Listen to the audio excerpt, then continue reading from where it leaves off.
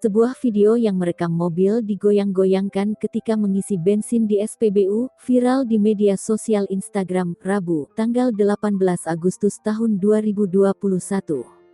Dalam video yang diunggah akun @makassar_info, terlihat antrean kendaraan yang akan mengisi bensin di sebuah stasiun pengisian bahan bakar umum. Seorang pemilik mobil menggoyang-goyangkan mobilnya dengan penuh tenaga saat proses pengisian bensin.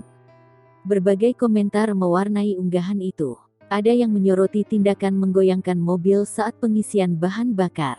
Dosen Teknik Mesin Universitas Gadjah Mada, Jayan Sentanu Hadi, mengingatkan, menggoyangkan mobil saat pengisian bensin berbahaya.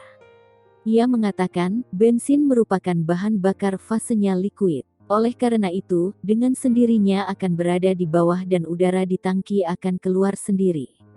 Bahayanya, menurut Jayan, bisa menimbulkan kebakaran.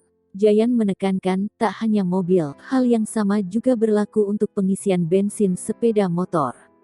Mengisi bensin dengan cara menggoyangkan mobil atau motor tidak membuat kendaraan terisi bensin lebih penuh.